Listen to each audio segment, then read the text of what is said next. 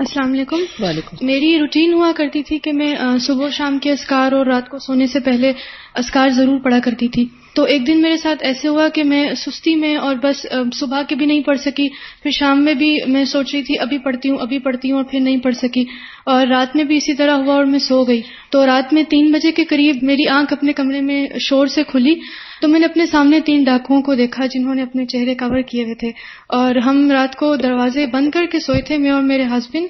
لیکن وہ کھڑکیاں کھول کر اندر داخل ہو گئے اور ہمارے بیڈ روم کے بھی اندر داخل ہو گئے. تو میرے ہسبینڈ نے ریزسٹ کیا تو انہوں نے ان کو قتل کر دیا. اس گھر میں ہم دونوں اکیلے رہتے تھے اور میرے ساتھ میری ایک چھوٹی نند تھی. تو جو سب سے پہلی بات میرے ذہن میں آئی وہ یہ کہ میں نے حفاظت کی دعائیں نہیں پڑھی، میں نے اذکار نہیں پڑھے، اور اس وقت جس طرح ہم سو کر اٹھے تھے بغیر دوپٹے کے وہ بیڈ روم کے اندر، اور گھر کے دروازے کھلے اور ہم لڑکیاں اکیلی اور 3 نقاب پوش ڈاکو، اتنا خوفناک منظر تھا. اور اس وقت مطلب میرے شوہر خون میں لت پت میرے سامنے آخری سانسیں لے رہے. تو اللہ تعالیٰ بہت یاد آئے فوراً، اور میں نے پھر ان اذکار کا سہارا لیا، اسپیشلی جو فوراً سے مجھے یاد آیا کہ میں نے رات کو سونے سے پہلے معوذتین نہیں پڑھی تھیں اور سونے کے اذکار، تو فوراً سے وہ میری زبان پر الحمدللہ اللہ تعالیٰ نے میرے ذہن میں ڈالا اور جاری ہو گئے. اور ایسے ہوا کہ وہ کچھ ایسے کنفیوز ہو گئے وہ ڈاکو کے، پتہ نہیں وہ چوری کرنے آئے تھے یا ان کے دشمن تھے، ہمیں کچھ نہیں پتا، لیکن وہ اس کے آگے کچھ نہیں کر سکے، اور کنفیوژن میں ایک کے چہرے سے نقاب کے گیا، ایک کے جوتے وہیں رہ گئے اور وہ بھاگ گئے. اور میں گھر میں اکیلی تھی، لیکن الحمدللہ اللہ تعالیٰ نے جو ہی میں نے یہ اذکار پڑھنا شروع کیے میں نے اپنے اندر ایک ایسی غیر معمولی طاقت محسوس کی. اور بہت ساری مشکلات تھی، جیسے میں نے فون اٹھایا تو میرے پاس کریڈٹ نہیں تھا، پی ٹی سی ایل خراب تھا،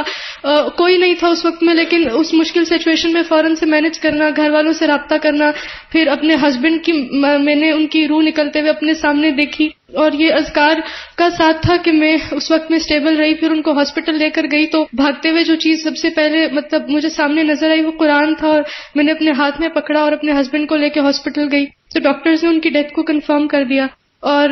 جو ہی مطلب ڈاکٹرز نے پوچھا کہ یہ آپ کے کیا لگتے ہیں، میں نے بولا یہ میرے ہسبینڈ نے، تو انہوں نے کہا یہ تو ایکسپائر ہو چکے. میرے ہاتھ میں قرآن تھا اور سب سے پہلے میں نے قرآن کھولا اور یہ جو ہم سورہ آل عمران اور یہ والی ساری آیات فوراً سے میرے سامنے آئی. تو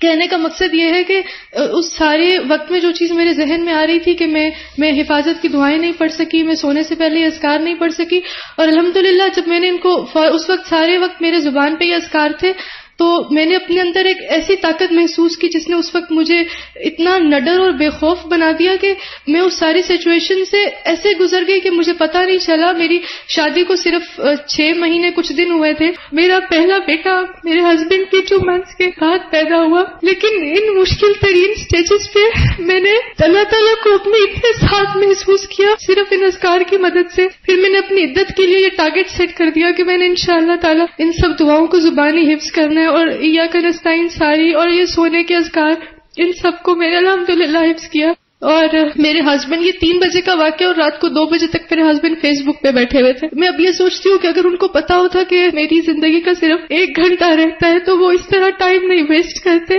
بس اپنی موت کے لیے ہر وقت تیاری، اور اسپیشلی سونے سے پہلے ہمیں موت کی بہت زیادہ تیاری رکھنی چاہیے. اور اب الحمدللہ میں نے ان اذکار کو اپنا اوڑھنا بچھونا بنا دیا ہے، اور جب میں ان کو پڑھتی ہوں تو میں بہت زیادہ سیکیور فیل کرتی ہوں، اور اگر کبھی یہ مجھ سے مس ہو جائیں تو میں کانفیڈنٹ نہیں ہوتی، میں بہت انسیکیور فیل کرتی ہوں. اور یہ آپ نے بہت درست بات کہی کہ رات کو سوتے وقت ہمیں نہیں پتا ہوتا کہ ہمارے آس پاس کیا ہو رہا ہے، ہم بے خبر ہوتے ہیں. ان چیزوں کو معمولی نہ سمجھیں، یہ اللہ کا کلام ہے،